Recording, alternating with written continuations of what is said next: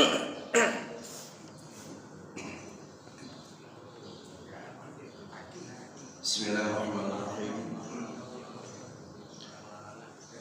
Assalamualaikum warahmatullahi wabarakatuh. Waalaikumsalam. Alhamdulillahilladzi bi ni'matihi tatimmu shalihat wa bi fadlihi tatanazzalul khairat wal barakat. Asyhadu an la ilaha illallah iyyahu na'budu wa iyyahu nasta'in. Wa asyhadu anna Muhammadan abduhu wa rasuluhu al-mab'uts rahmatan lil alamin. Allahumma shalli wa sallim wa barik ala nabiyyina Muhammadin wa ala alihi wa ashabihi ajma'in. Amma ba'd, qala Allah ta'ala fi kitabil karim. A'udzu billahi minasyaitonir rajim. Bismillahirrahmanirrahim.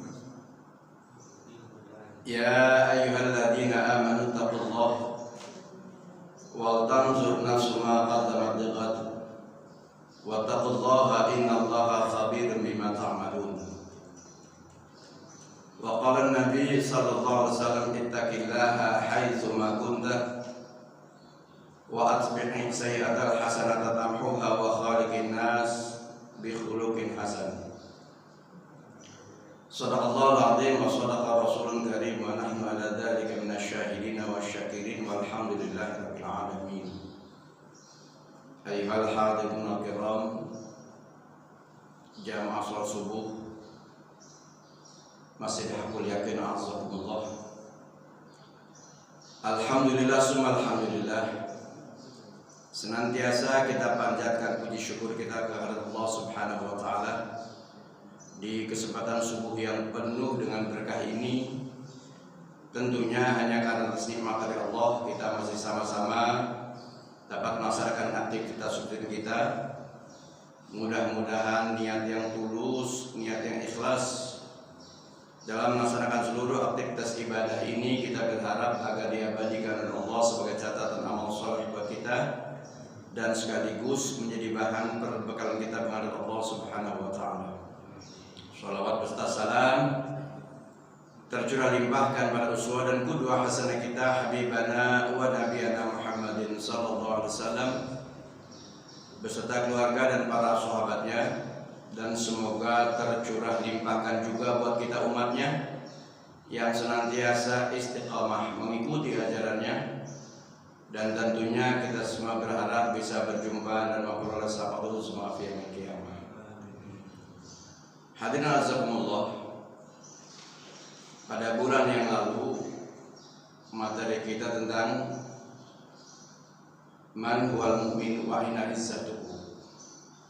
Siapa sih mukmin itu dan di mana letak kemuliaannya? Mukmin adalah hamba Allah yang keyakinannya kepada Allah utuh, tidak berkurang sedikit pun. Bahkan mukmin adalah makhluk Allah yang paling mulia. Kemuliaan ini bukan klaim dari individu kita, tetapi karena Allah yang memuliakan. Bahkan kemuliaannya disejajarkan dengan Allah dan Rasul. Walillahil izzatu walil rasulihi walil mu'minin.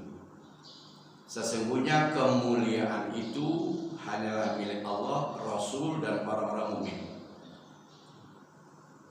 Wa aina izzatu, lalu di mana letak kemuliaannya sehingga mukmin begitu mulia? Li'anna ma'hum kitabullah wa sunnatin Nabi sallallahu alaihi wasallam. Mukmin menjadi mulia karena di tangannya ada kitab Allah dan ada sunnah Rasulullah SAW, di mana Rasulullah SAW memberikan jaminan seorang mukmin selagi dia masih berpegang teguh kepada kitab Allah dan sunnah Rasul, maka kata Rasulullah, taraktu fikum amrayni ma in tamassaktum bihima lan tadillu abada. Aku tinggalkan kepada kalian dua buah pusaka di mana kalian tidak pernah akan terhinakan tidak pernah akan tersesat selama-lamanya selagi kalian berpedoman kepada dua pusaka tersebut, yaitu kitab Allah Al-Quranul Karim dan sunnah Nabi SAW. Lalu kenapa belakangan ini kemuliaan itu seakan-akan hilang, sehingga begitu banyak kita dapati di sana sini mukmin yang dihinakan, mukmin yang banyak yang tersesat.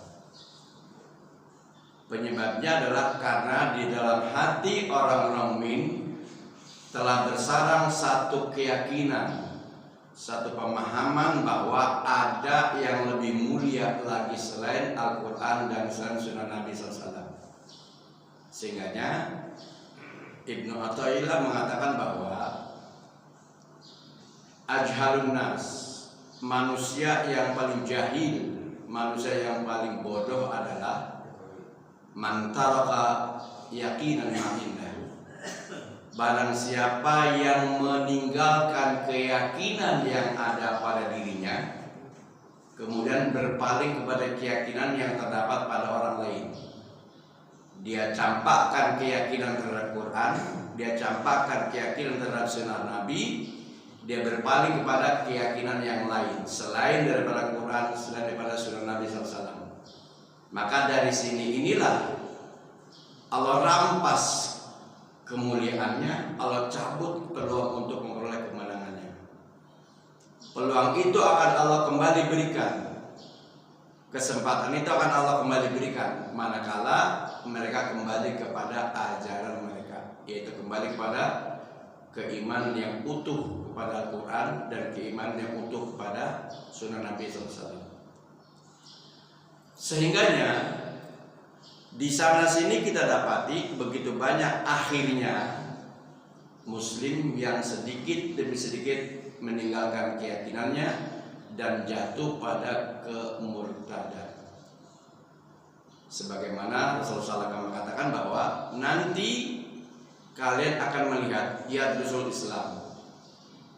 Islam sedikit demi sedikit akan pudar. Islam sedikit demi sedikit akan pudar. Sampai-sampai mereka sudah tidak yakin lagi dengan sholat, dengan puasa, dengan berkurban, dengan haji, dengan zakat. Yang tersisa dari mereka adalah apa-apa yang mereka pernah dengar dari nenek moyang mereka, yaitu kalimat la ilaha illallah Muhammadur Rasulullah. Apakah ada manfaatnya kalimat la ilaha illallah Muhammadur Rasulullah sementara mereka sudah tidak yakin lagi dengan sholat, sudah tidak yakin lagi dengan puasa, sudah tidak yakin lagi dengan zakat, infak, sedekah? Ironi kalau kita perhatikan memang bahwa umat hari ini nampaknya semakin kesini kok semakin kesana, semakin kesini kok semakin kesana. Apa maknanya ini, Pak? Jadi bukan semakin dekat dengan apa yang menjadi tujuan memperoleh kemuliaan, tapi semakin jauh dari apa yang menyebabkan mereka mulia. Padahal kita sudah diajarkan la yasluhu akhiru hadhil ummah illa bima saluha awalha. Umat hari ini tidak mungkin mencapai kemuliaan kecuali dengan cara mengikuti apa-apa yang telah membuat umat terdahulu mencapai kemuliaan. Sehingganya kalau kita ingin kembali menjadi umat yang bermartabat, yang mulia, ikuti jejak langkah para ulama salaf, ulama-ulama saleh terdahulu, bagaimana cara mereka memperoleh keyakinannya.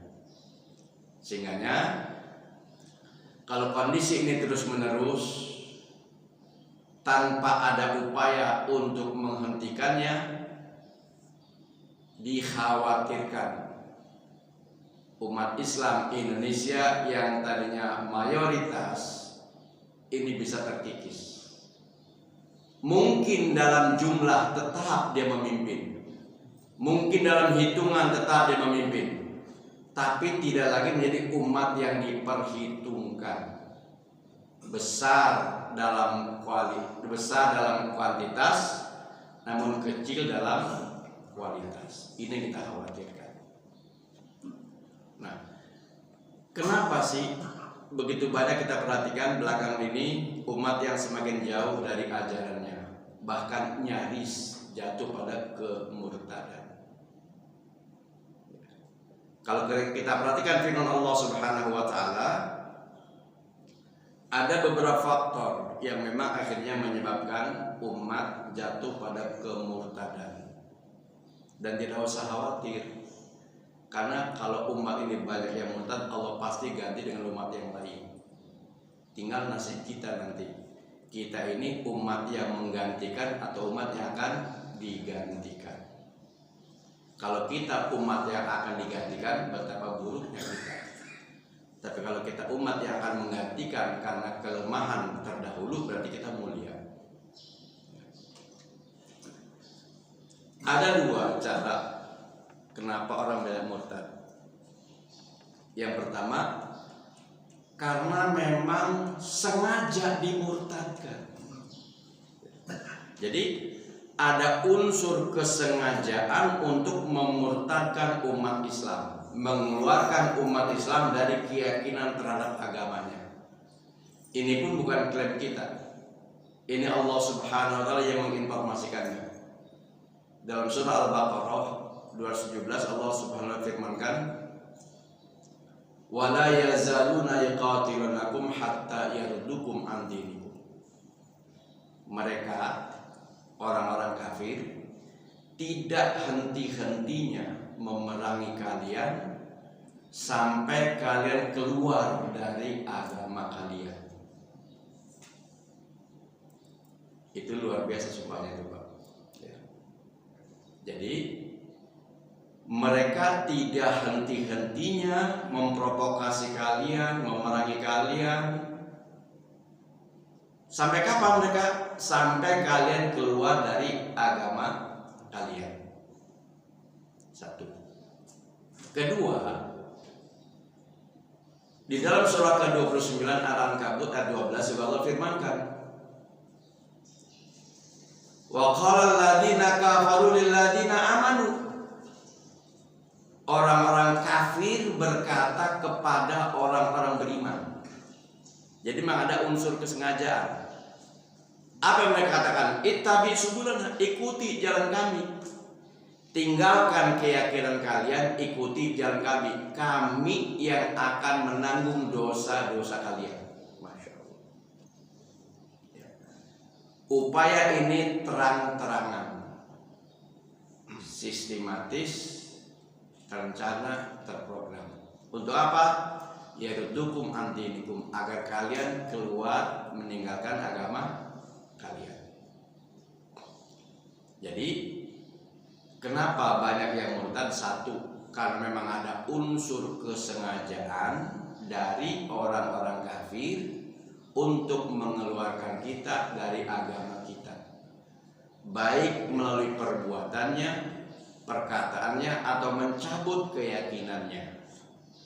Karena iman itu adalah keyakinan yang tertanam dalam hati, ketegasan yang diucapkan lewat lisan, dan perbuatan dan pembuktian dengan perbuatan. Ini sengaja dicabut, keyakinannya dihilangkan, dengan ucapannya pun diganggu, kemudian dengan apa? Amal-amalnya pun ditampilkan dengan amal-amal yang lainnya. Sehingganya ada unsur kesengajaan untuk mengeluarkan orang-orang Islam dari keyakinan terhadap agamanya. Keyakinannya dicabut, amal-amalnya dikaburkan, dan bicaranya pun tidak lagi ditegaskan. Yang kedua, ada juga upaya-upaya sistematis yang unsurnya baik disengaja ataupun tidak disengaja dari orang-orang yang munafikun, dari orang-orang munafik yang mereka dengan lisannya mengatakan masih muslim, amanna bi afwahihim, mulutnya mengatakan kami beriman, walam tu'min qulubuhum, namun hatinya udah bukan beriman lagi. Casingnya masih muslim, namun di dalam hatinya bukan lagi muslim. Jadi penampakannya muslim tapi hatinya sudah bukan apa? Bukan muslim. Dan yang model begini inilah akhirnya yang justru jumlahnya lebih banyak menyebabkan orang-orang meninggalkan keyakinannya karena menganggap mereka adalah muslim, sehingga mereka ikuti perkataannya, baik dari cendekiawannya, dari orang-orang alimnya dan sebagainya. Jadi unsur pertama datangnya dari orang luar, dari orang kafir yang dengan sangat tegas mengatakan ikuti jalan kami, tinggalkan keyakinan kalian, kami akan menanggung dosa-dosa kalian. Kemudian untuk sampai ke situ mereka tidak henti-hentinya memenangi kita. Unsur kedua datang dari internal kita, orang-orang yang berpura-pura secara casingnya mengatakan beriman, tetapi hatinya tidak lagi ada keimanan. Dan justru yang model seperti inilah yang begitu banyak diikuti. Contoh, kalaulah keyakinan ini disebarkan oleh orang luar, mungkin akan banyak perlawanan. Tetapi karena ini justru diusulkan dari orang-orang internal, sehingga orang umat jadi bingung. Sejak kecil kita ditanamkan satu keyakinan, berpuluh-puluh tahun ditanamkan bahwa semua agama baik dan benar. Kita semua merasakan ketika sekolah itu, semua agama baik dan benar. Coba iseng-iseng tanyakan Pak kepada agama lain, mau nggak agamanya disamakan dengan Islam? Dibalik sekarang Pak, mau nggak mereka agamanya disamakan dengan agama kita?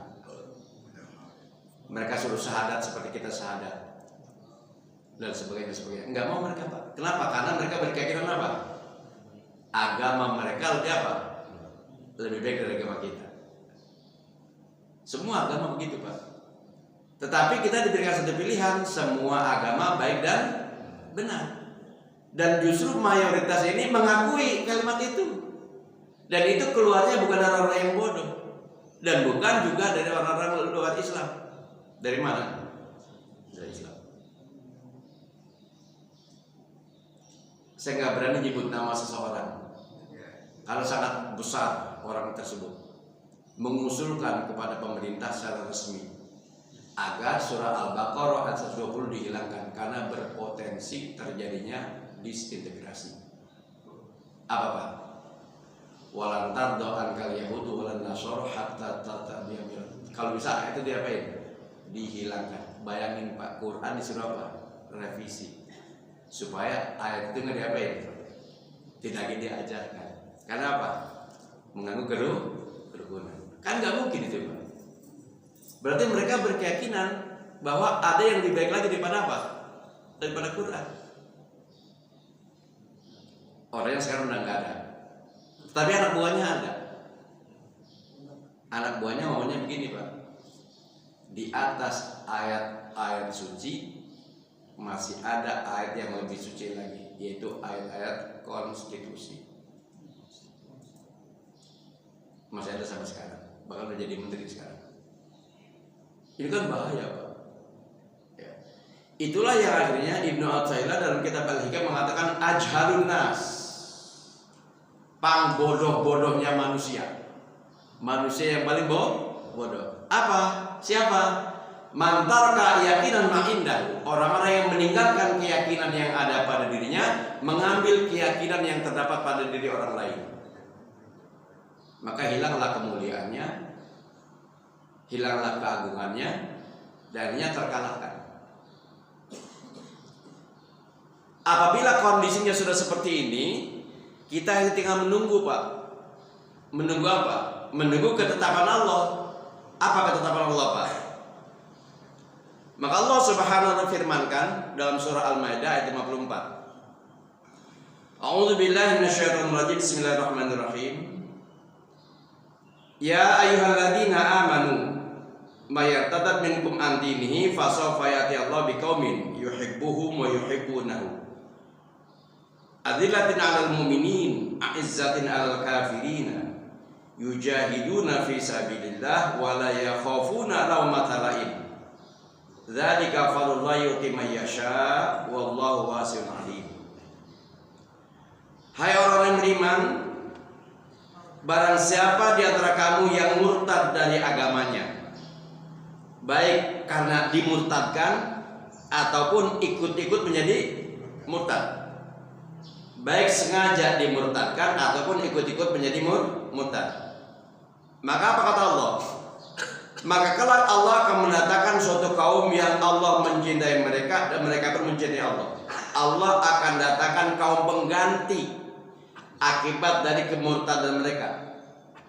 Yang kaum pengganti ini kan Allah Subhanahu wa taala nanti cirinya ada 5, Pak. Yang pertama apa? Yuhibbuhum wa yuhibbunahu. Mereka mencintai Allah, Allah pun mencintai mereka. Azilatin 'alal mu'minin, berlemah lembut sesama mukmin. Kemudian a'izzatin 'alal kafirin, punya ketegasan sikap terhadap orang kafir. Yang ketiga yujahiduna fi sabilillah, mereka terus berjihad di Allah, wala yakhafuna laumata laim, mereka tidak punya rasa takut terhadap cercaan, terhadap bulian orang-orang yang suka membuli. Dzalika fadlullahi yu'ti man yasha, itulah karena Allah yang diberikan kepada siapa yang dikehendakinya. Wallahu wasi'un 'alim, dan Allah amat luas pemberiannya, lagi Maha mengetahui.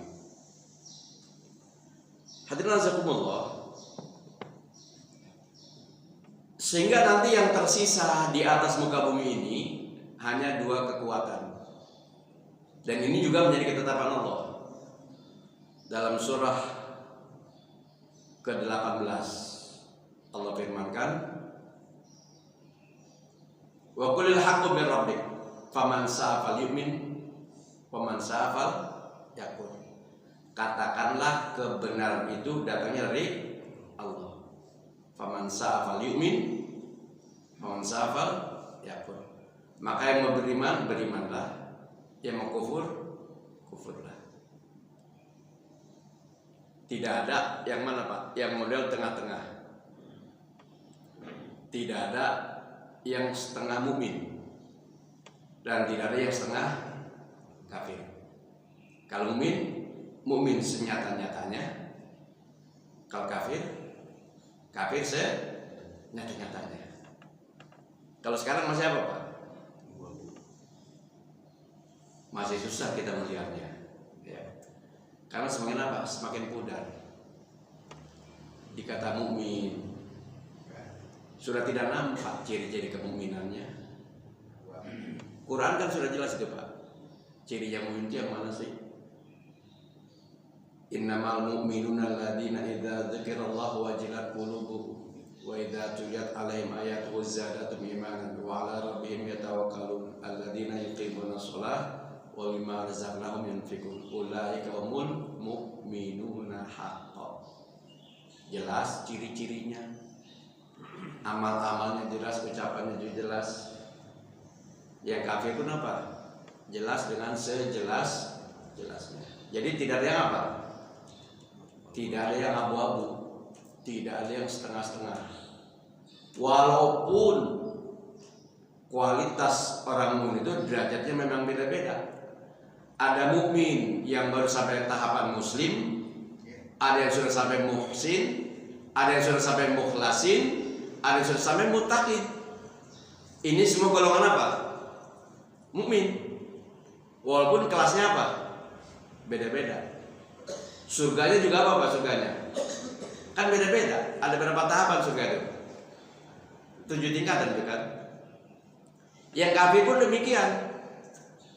Kelas kafir itu ada yang mulhidun, yang ateis, yang sangat-sangat anti dengan Tuhan. Ada yang Tuhannya banyak, musyrikun gitu. Dan ada yang bimbang. Yang kelas mana? Yang munafikun. Itu semua kelasnya sama. Kelas kafir. Ya, jadi enggak ada yang apa nih? Enggak ada yang setengah-setengah. Ini dia kayaknya mukmin. Enggak ada yang enggak kayak kayaknya, Pak.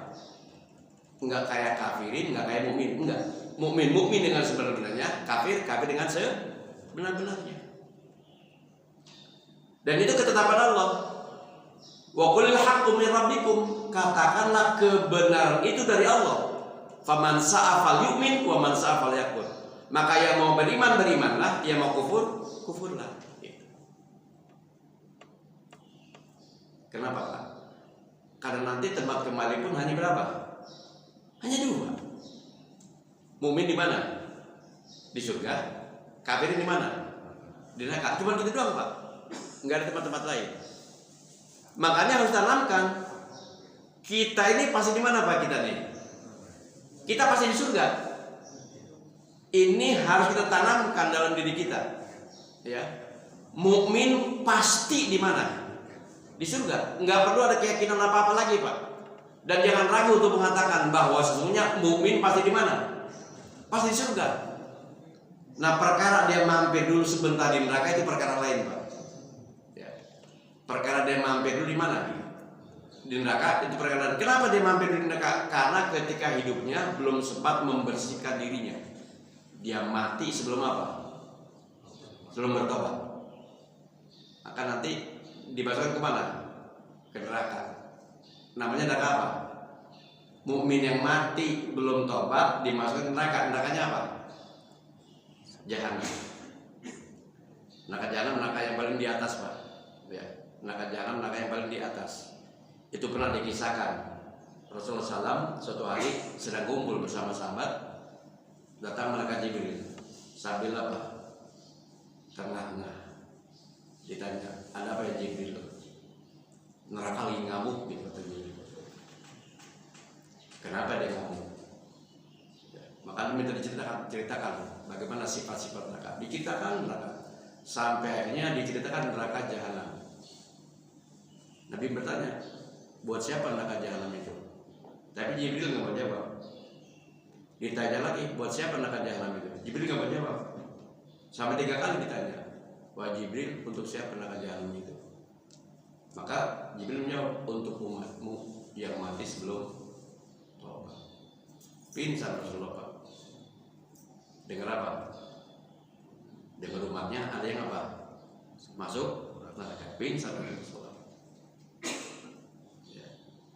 Maka Nabi berdoa, ya Allah, timpakanlah semua kepadaku, jangan biarkan ada umatku yang apa? Masuk neraka.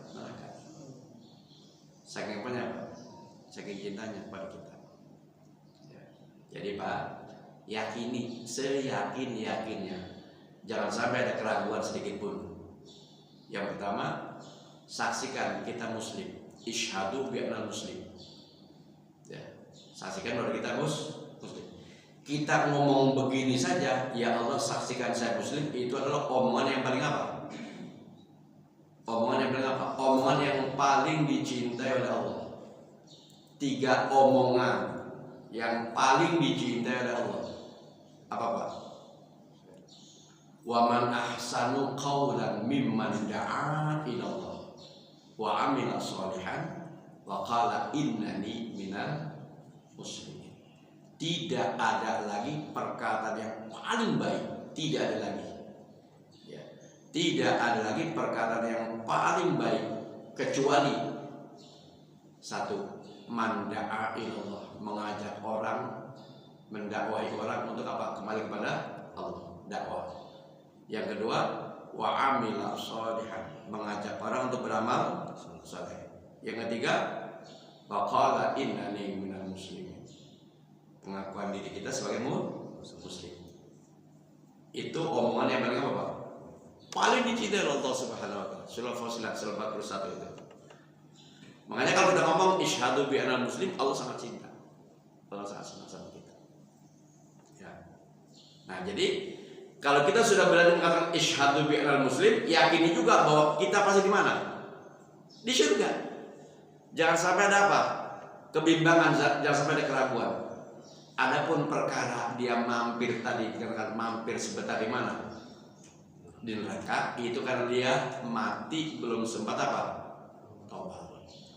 Makanya ajilubi sholati qabla al-faut wa ajilubi taubati qabla al-maut.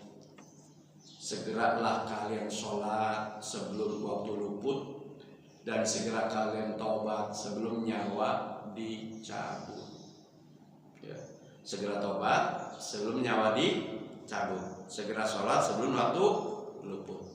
Lah kalau waktu sudah habis, bisa nggak kita menaikkan sholat lagi? Nggak bisa. Lah kalau nyawa kita sudah habis, bisa nggak kita bertobat lagi? Nggak bisa.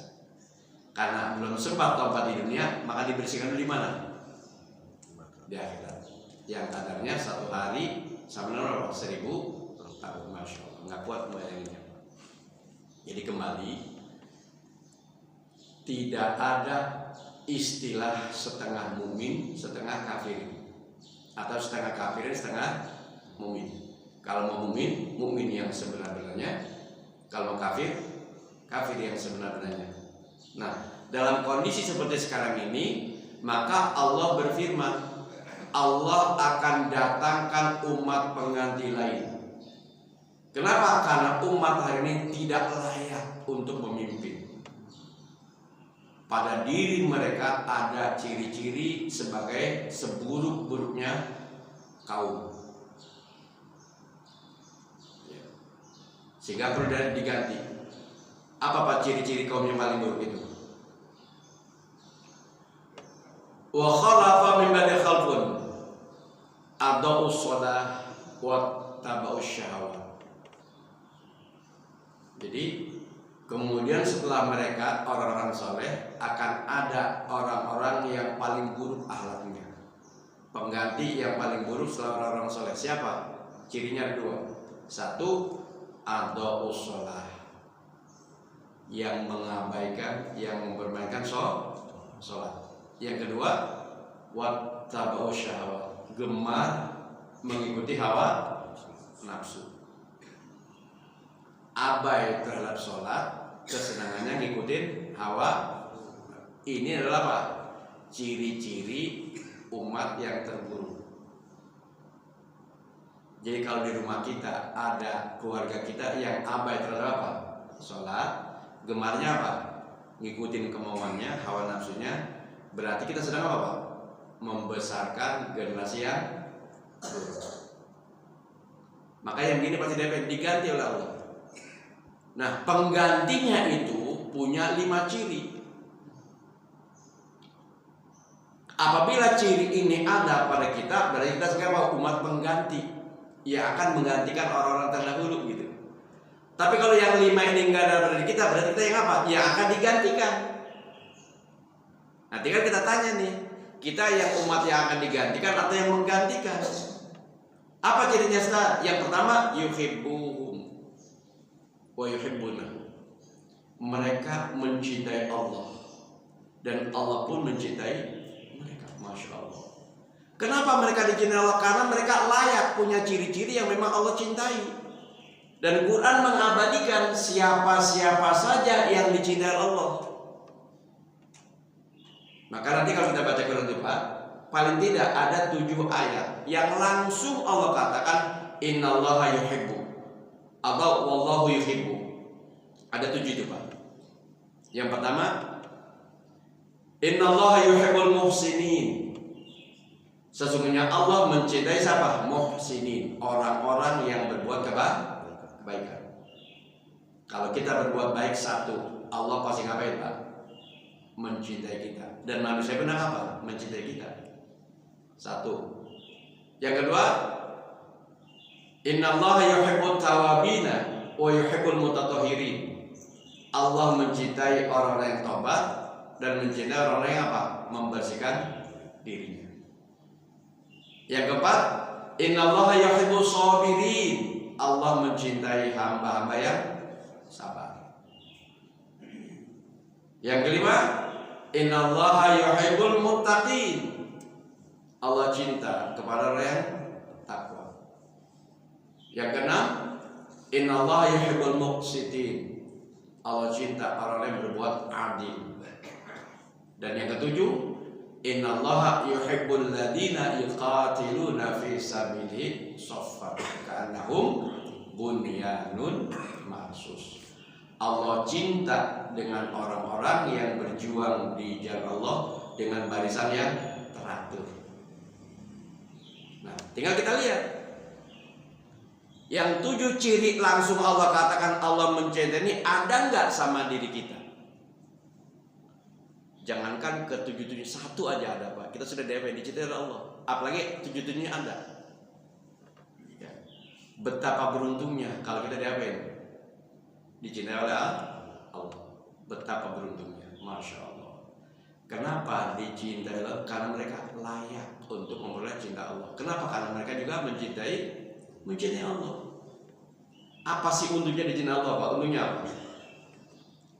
Untungnya kalau kita dicintai Allah, idza ahbabtahu, apabila aku sudah mencintai hambaku, apapun yang hambaku minta, niscaya akan aku berikan. Apapun yang hambaku minta, pasti akan aku berikan. Itu kenapa? Untungnya dicintai oleh siapa? Oleh Allah. Lazimnya orang yang saling cinta mencintai itu Pak, kalau sang kekasihnya minta, apapun pasti diapain Pak? Dikasih, diturutin. Kenapa? Karena yang meminta siapa? Orang yang ia cintai. Maka orang yang mencintai akan memberikan apapun yang dimintai oleh orang yang ia cintai. Dan orang yang mencintai akan meminta kepada siapa yang ia cintai. Maka kalau kita ingin dicintai Allah, cintailah Allah. Niscaya Allah akan mencintai kita. Itu hukumnya Pak. Kalau kita ingin dicintai oleh Allah, maka cintailah siapa? Cintailah Allah. Niscaya Allah akan mencintai kita. Mana amal-amalnya tadi tuh 7 yang langsung Allah katakan Allah mencintai. Muhsinin. Allah mencintai siapa? Orang-orang yang berbuat baik. Maka berbuat kebaikan. Sekecil apapun kebaikan yang kita tanam, insya Allah itu menjadi bekal kita di akhirat. Kenapa? Ad-dunya wal akhiratu zulmatun wa sirajulha amalus soleh. Akhirat itu adalah kegelapan dan penerangnya adalah amal soleh. Jadi kalau kita beramal soleh, Allah mencintai kita, akhirat kita menjadi tempat yang terang benderang. Al-akhiratu zulmatun, akhirat itu kegelapan. Wasirajulha amal soleh, dan alat penerang kegelapan adalah amal soleh. Jadi kalau kita sedang beramal soleh, sama juga kan sedang apa Pak? Menyalakan lampu kita di mana? Di akhirat. Dan itu Allah cintai. Nah, tinggal kita nanti tingkatan-tingkatan menyalakan lampu. Ada yang hanya sekedar apa? Sejari korek api, ada yang kayak lilin, ada yang lampu besar dan sebagainya. Itu tergantung kemampuan kita untuk beramal soleh. Tapi sekecil apapun amal soleh yang kita kerjakan, itu menyebabkan Allah mencintai kita dan nanti akhirat menjadi tempat yang apa? Yang terang. Jadi ciri pertama, Allah mencintai mereka, mereka pun mencintai Allah. Boleh nggak Pak kita mencintai yang lain selain Allah? Boleh nggak? Boleh. Tapi kecintaan kepada Allah siapa? Harus lebih besar. Ya. Kita boleh mencintai yang lain, tetapi kecintaan kita kepada Allah harus lebih apa? Lebih kuat. Walladzina amanu asyaddu hubbalillah. Adapun orang-orang beriman, cintanya kepada Allah jauh lebih besar ketimbang cinta kepada yang lain. Siapa cinta yang lain itu Pak? Maka Allah firmankan dalam surah Taubah 24 itu, qul in kana aba'ukum wa abna'ukum wa ajwajukum wa ashiratukum wa ikhwanukum wa amwalu iftaraftumuha wa tijaratun tahsawna kasadaha wa masakinu tardawna ahabba ilaikum minallah wa rasulul jihadin fi sabilih fatarabbasu hatta ya'tiallahu bi amri. Katakanlah jika bapak-bapakmu, anak-anakmu, pasangan-pasangan hidupmu, keluargamu, saudaramu, rumah tempat tinggalmu, perniagaan yang kamu khawatirkan kerugiannya, itu semua lebih kamu cintai daripada Allah dan Rasul. Tunggu sampai datang apa? Ketetapannya. Jadi kita boleh mencintai sesuatu, kita boleh mencintai apapun, namun kecintaan kepada Allah harus lebih apa? Lebih besar. Kenapa? Itu ciri umat pengganti. Ciri umat yang akan memperbaiki kondisi kita. Ciri yang pertama adalah mereka mencintai Allah dan Allah pun mencintai mereka. Boleh nggak Pak kalau kita jadi orang kaya? Boleh. Senang harta boleh nggak? Cinta harta? Boleh Pak. Ya. Mungkin bedanya saya sama Bapak, sejak kecil saya cita-cita jadi orang kaya Pak. Saya pengen jadi orang apa? Orang kaya sejak kecil. Bapak sama nggak? Berarti kita nggak beda kalau sama Pak. Kenapa Pak? Karena ternyata kaya lebih apa Pak? Lebih enak. Kalau kita kaya dengan cara yang diridhoi oleh Allah, kenapa tidak? Iya Pak. Para sahabat itu luar biasa kekayaannya Pak. Enggak ada yang menandingi orang-orang sekarang, enggak ada. Kekayaan orang-orang sekarang bila dibandingkan dengan kekayaan para sahabat enggak ada apa-apanya Pak. Tetapi mereka semua mendapatkan dengan cara yang diridhoi oleh Allah. Ya. Jadi ketika mereka kaya, Islamnya mereka bawa. Lah yang sekarang sudah kaya, Islamnya diapain? Islam ditinggalkan. Ini jadi masalahnya. Bukan berarti kita nggak boleh kaya, silakan kaya, cintai boleh. Tetapi cinta pada Allah lebih apa? Lebih besar. Sehingga kapanpun ketika Allah minta, Allah ngambil, ya kasih, berikan. Kalau saya mencintai wanita cantik, boleh nggak Pak? Kenapa boleh? Saya laki-laki. Kecuali saya cinta sama siapa? Laki-laki ganteng, itu nggak boleh Pak. Tiba-tiba perempuan yang sangat saya cintai, di dadanya ada gambar apa? Dia pakai salib. Apakah saya harus mencintai dia? Enggak. Kenapa? Agama melarang. Janganlah kamu nikahi wanita musyrik sampai kapan? Mereka beriman. Kalau saya tetap mencintai dia, berarti dia jauh lebih saya cintai ketimbang siapa? Allah. Maka Allah tidak mencintai saya. Kenapa? Karena kecintaan saya kepada orang wanita musyrik tadi jauh lebih besar ketimbang kepada siapa? Pada Allah. Kalau umat terdahulu ditesnya seperti itu Pak. Umar bin Khattab kecintanya dites langsung oleh siapa? Oleh Rasulullah. Ya. Umar bercerita kepada anaknya Ibnu Umar. Apa kata Umar? Suatu hari ketika ayah sedang berjalan, tiba-tiba datang Rasulullah SAW menggenggam tangan saya. Maka karena tangan saya digenggam oleh Rasulullah SAW, maka saya katakan, saya mencintaimu ya Rasul. Lalu apa kata Rasulullah? Ya Umar, apakah besarnya cintamu kepada saya mengalahkan besarnya cintamu kepada harta kekayaan kamu? Umar menjawab, ya Rasulullah, engkau lebih aku cintai dibandingkan seluruh harta kekayaan yang kau miliki. Ternyata nggak cukup di situ Pak ujiannya. Ditambah lagi, wahai Umar, apakah besarnya cintamu kepadaku melebihi kamu mencintai keluargamu? Umar menjawab, ya Rasulullah, engkau lebih aku cintai daripada siapa? Keluargaku. Diuji lagi yang ketiga, wahai Umar, apakah besarnya rasa cintamu kepadaku melebihi besarnya cintamu kepada dirimu sendiri? Umar bingung Pak. Dia nggak langsung jawab. Akhirnya dia jawab juga, ya Rasulullah, aku mencintai diriku dan aku pun mencintai kamu. Lalu apa kata Rasulullah? Tidak wahai Umar, kamu tidak dikatakan beriman sehingga aku lebih kau cintai daripada hartamu, keluargamu, bahkan dirimu sendiri. Maka Umar dijadikan salah satu sosok kaum pengganti dari masyarakat jahiliyah. Kenapa? Karena kecintaannya kepada Allah dan Rasul luar biasa. Lah kalau itu dijadikan alat menguji kecintaan kita kepada Allah dan Rasul, kira-kira lulus nggak Pak kita? Lulus nggak kira-kira kita deh? Makanya kita kayaknya kaum yang digantiin Pak, bukan pengganti gitu. Ya, kayaknya kita kaum apa? Kaum yang akan digantikan, bukan sebagai apa? Bukan sebagai kaum yang menggantikan. Ya. Nah kalau memang kita sebagai kaum yang akan digantikan, berarti langkah kita apa? Mempersiapkan generasi yang mereka mencintai Allah dan Allah pun mencintai mereka.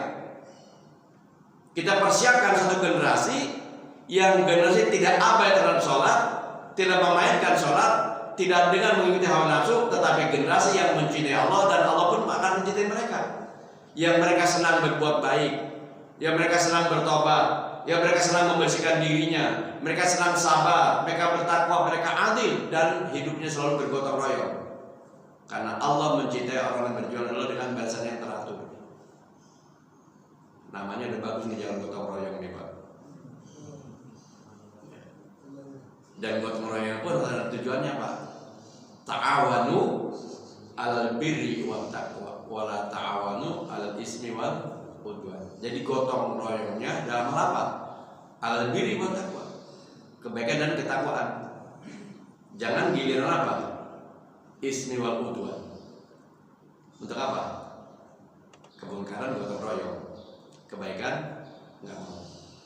Satu, kaum pengganti itu adalah yang Allah cintai mereka dan mereka pun mencintai Allah. Kalau hari ini belum ada apalagi kita, maka kita apain Pak? Persiapkan kaum pengganti kita. Sekarang kita lihat kaum pengganti kita berarti siapa?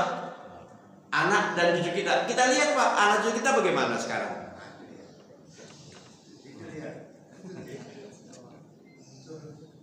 Jangan-jangan justru yang kita besarkan apa tadi? Wa khalafa min ba'di khalfun ada'u shalah wa tabu syahwat. Jangan-jangan ini yang sedang kita besarkan Pak. Jika demikian, betapa begitu lamanya perjalanan kita untuk mempersiapkan kaum yang betul-betul dicintai Allah ini Pak. Ripuh lagi Pak kita. Kitanya sudah seperti ini, sementara generasi kita ngapain? Kita nggak persiapkan. Bahkan kita miris mulai siapa? Mulai generasi kita Pak. Generasi kita secara umum sekarang dapat gelar apa? Generasi apa sekarang? Z ya? Masya Allah. Di mana mereka dicari-cari Pak? Dicari di masjid nggak ada. Dicari di musola juga nggak ada. Dicari di majelis taklim juga nggak ada. Lah ini kalau kita lihat generasi Z-nya mana ini? Kan nggak ada di bagian generasi-nya. Yang ada siapa nih? Syekhun kabir, orang-orang tua yang pernah diajarkan oleh orang-orang tua mereka tentang kalimat la ilaha illallah. Yang menyebabkan kita masih duduk di sini Pak, karena orang tua kita mengajarkan apa? Kalimat la ilaha illallah. Nah kalau kita tidak mengajarkan anak kita kalimat la ilaha illallah, maka anak kita duduknya bukan di sini Pak. Di mana duduknya anak kita jadi nantinya? Lalu siapa yang akan menggantikan kita nantinya? Sementara kita minta, ya Allah datangkan kaum pengganti yang jauh lebih baik. Lah kita yang nggak mempersiapkan diri. Itu satu. Yang kedua siapa Pak ciri-cirinya yang kedua? Azilatin 'alal mu'minin. Ini ciri kedua Pak. Ya. Ciri yang kedua adalah mereka bersikap apa? Lemah lembut. Rendah hati terhadap siapa? Terhadap sama mukmin. Terhadap sesama mukmin mereka bersikap apa? Rendah hati. Tidak saling membanggakan tentang perkara dunia terhadap siapa? Sesama mukmin. Kenapa? Dalam pandangan mukmin kemuliaan bukan diletakkan di dunia. Ya. Kenapa? Karena Allah tidak pandang itu. Yang Allah pandang apa? Ketakwaannya. Jadi generasi kedua itu adalah mereka yang satu dengan yang lainnya sesama mukmin saling apa? Saling rendah hati.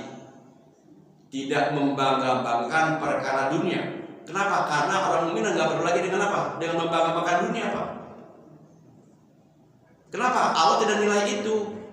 Nah kalau kita seorang mukmin masih menilai seperti itu, bahwa kemuliaan diraih dengan dunia, kemuliaan dengan banyaknya harta, dengan tingginya jabatan, kita akan apa?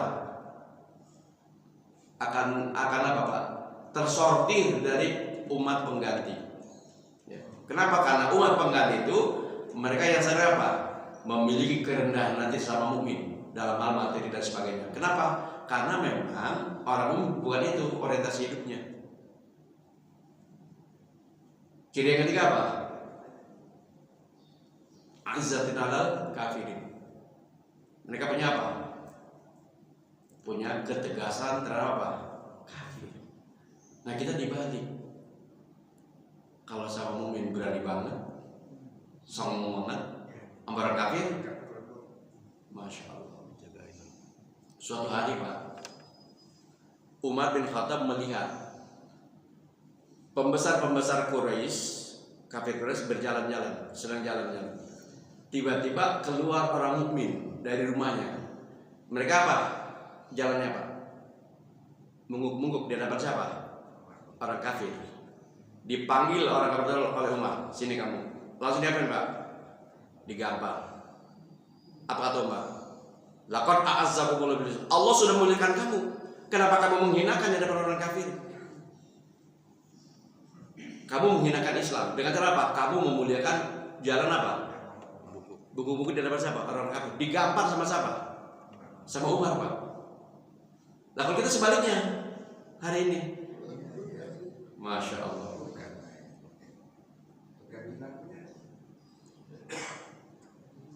Di jalan itu Pak, di jalan petugas-petugas itu kan banyak tuh Pak ya. Kalau yang bersalah itu orang-orang pribumi, orang-orang kita, pasti dia aja Pak kena pasal. Tapi kalau yang bermasalah bukan orang pribumi, mereka yang mendatangi kantornya, minta maaf dan sebagainya. Jadi ini bukan apa kita nih Pak, bukan kaum pengganti. Namanya kita yang layak diapain? Digantikan. Kenapa? Karena ciri ketegasan itu tidak ada pada kita. Ciri ketegasan tidak ada pada diri kita. Apa ciri keempatnya? Yujahiduna fi sabilillah. Mereka terus berjihad di jalan Allah. Ingat, jihad itu konotasinya bukan apa Pak? Bukan kita. Abdullah Abu Hanifah dalam bab jihadnya, jihad itu dibagi dua Pak. Ada dakwah, ada qital. Jadi kata Abdullah Abu Hanifah, jihad itu ada dua, ada dakwah, ada qital. Kapan dakwah, kapan qital? Dakwah itu ketika negara dalam kondisi aman. Ketika negara dalam kondisi aman, maka jihadnya adalah dakwah. Ketika negara dalam konflik, maka jihadnya adalah apa? Qital, perang. Ya. Nah Indonesia sampai ini masih apa Pak? Masih aman. Maka jihad jauh lebih didahulukan dengan apanya? Dengan dakwahnya. Untuk apa? Menyadarkan umat. Liyatafaqahu fiddin. Menyadarkan umat tentang betapa pentingnya pemahaman terhadap agama. Itu namanya apa? Jihad. Apa jihad yang dimaksud di sini adalah memanfaatkan semua sarana yang Allah berikan dalam upaya mencari ridha Allah Subhanahu wa taala. Apapun yang Allah berikan, kekayaan, pangkat, jabatan dan sebagainya yang Allah berikan secara maksimal untuk apa? Mencari ridha Allah. Itu namanya apa? Jihad fisabilillah. Mereka tidak berhenti dalam kondisi pun terus ya menggelorakan semangat apa? Semangat jihad. Kemudian yang kelimanya apa? Wala yakhafuna laumata laim. Mereka tidak takut dengan cemoohan, dengan bulian, dengan apa lagi? Dengan ejekan. Orang-orang yang biasa mengejek. Jadi mari kita perhatikan 5 ciri kaum pengganti yang Allah janjikan untuk menggantikan kerusakan yang terdapat pada masyarakat karena kemurtadan. Baik murtadnya karena sengaja dimurtadkan atau murtadnya karena apa? Karena ikut-ikutan. Kaum pengganti itu cirinya yang pertama, mereka mencintai Allah, Allah pun mencintai mereka. Berlemah lembut, rendah hati terhadap sesama mukmin. Kemudian punya sikap yang tegas terhadap berbagai jenis kekafiran. Yang keempatnya, mereka terus berjihad di jalan Allah dan mereka tidak takut celaan, tidak takut hinaan. Orang-orang yang biasa mencela atau menghina atau yang membuli. Kalau 5 ciri ini ada pada kita hari ini, inilah generasi yang dijanjikan Allah. Generasi 554. Generasi 5 Al-Maidah ayat 554. Itulah generasi yang Allah janjikan. Sehingga amal-amal 5 macam pada mereka yang 7 tadi. Mereka muhsinin, gemar berbuat kebaikan sekecil apapun kebaikan itu. Gemar bertaubat, gemar membersihkan diri, bersabar, kemudian takwa, adil, dan gemar bergotong royong dalam hal kebaikan. Itu ciri-ciri yang tertara pada diri mereka. Kalau ini tidak ada, berarti hanya ada 2 cirinya. Apa? Mengabaikan sholat dan mengikuti hawa nafsu. Tinggal kita lihat di tempat kita masing-masing, di keluarga kita masing-masing, generasi mana yang sedang kita persiapkan. Apakah generasi pengganti kita atau bersama mereka kita akan digantikan? Hadirin rahimakumullah, ini yang dapat kami sampaikan pada kesempatan pagi ini. Mudah-mudahan ada manfaat yang bisa diambil. Dipersilakan, mungkin kalau ada yang mau dipertanyakan, dipersilakan. Ya, sedikit aja Pak. Silakan. Mengenai syafaat. Ya. Jadi tadi ciri-ciri orang yang mendapatkan syafaat, karena Rasulullah mendapatkan syafaat.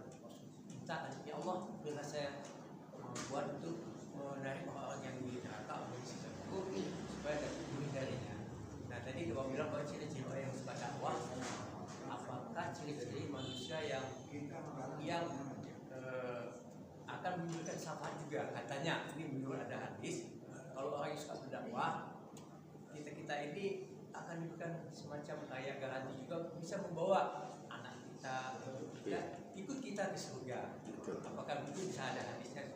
Jadi keuntungan kita kadang-kadang kita kenapa nggak mau ikut, kita ini ada istri di Lampung, istri saya sakit, anak saya sibuk, kamu aja lah katanya gitu ya. Padahal ada keuntungan yang gede sekali Pak. Apa benar apa nggak kalau? Kalau kita suka berdakwah kepada orang lain, insya Allah begitu kita meninggal kita masuk surga, ada anak kita yang ngegolin neraka, bisa kita bawa Pak. Betul. Di dunia kita khawatir dia tidak masuk neraka, ya tolong Pak dijelaskan. Baik, alhamdulillah. Orang yang mati syahid, sekali lagi, orang yang mati syahid, berarti dia mati karena apa? Mati syahid berarti apa Pak? Mati dalam rangka beraktivitas untuk meninggikan kalimat Allah. Orang yang mati syahid artinya mati dalam kondisi beraktivitas untuk meninggikan kalimat Allah. Dia mati, maka dia punya kesempatan untuk memberikan syafaat kepada 70 orang keluarganya. Nah, oleh karenanya beruntunglah apabila di rumah kita ada keluarga kita yang mati syahid. Walaupun saat ini memang konotasinya ya ikut berjihad di medan jihad gitu Pak. Tapi kan sekarang jihadnya dakwah kita Pak. Ya. Bisa memberikan apa? Syafaat kepada 70 anggota keluarganya. Apabila keluarganya beriman. Bagaimana kalau keluarganya nggak beriman? Ya nggak ada syafaat. Si mujahid tadi tidak bisa memberikan syafaat pada siapa? Kepada keluarganya yang menolak semangat jihad, yang menghambat jihad, yang memerangi orang yang berjihad. Yang nggak akan dapat syafaat meskipun apa? Keluarganya. Gitu. Jadi yang akan memperoleh syafaat dari keluarga yang mati syahid itu adalah siapa? Keluarganya yang apa? Yang beriman. Sama halnya dengan ini Pak. Kalau orang sudah meninggal, idza mata ibnu Adam in qata amaluhu min salatin, kan cuma 3. Salah satunya apa? Waladun salihun yadulahu, anak yang soleh yang mendoakan. Mendoakan siapa? Orang tuanya. Orang tuanya bagaimana? Orang tua yang soleh juga. Lah kalau tanya orang kafir bagaimana? Ya nggak bisa. Jangankan kita, Nabi Ibrahim dilarang untuk mendoakan siapa? Orang tuanya yang mati dalam siapa? Kafir. Jadi yang akan dapat syafaat dari para orang-orang yang mujahidin, anggota keluarga kita yang meninggal karena mati syahid adalah mereka yang memang juga apa? Saleh. Mereka juga senang dengan jihad. Mereka membantu, menolong, memfasilitasi aktivitas jihad gitu Pak. Ya kalau nggak frekuensi ya enggak gitu. Jadi sesama yang satu frekuensi, itu dapat syafaat. Meskipun kita nggak bisa berangkat, tapi kita membantu, menolong. tetap kita akan dapat 70 loh Pak, 70 orang, Masya Allah, bapaknya, ibunya, kakeknya, neneknya, saudaranya itu. Maka betapa gembiranya kita kalau keluarga kita ada yang apa? Ada yang mati syahid. Kenapa? Salah satu peluang untuk dapat apa? Syafaat. Mungkin kita nggak bisa mengandalkan amal kita, ternyata ada amal yang bisa mendapatkan kita syafaat dari Allah Subhanahu dan Rasulnya. Gitu Pak ya. Betul itu Pak hadis saya sebenarnya. 70 orang yang dapat syafaat dari orang yang mati syahid. Yang penting kita jangan apa? Jangan mengusir jihad. Jangan mengusir orang yang beramal soleh. Jangan.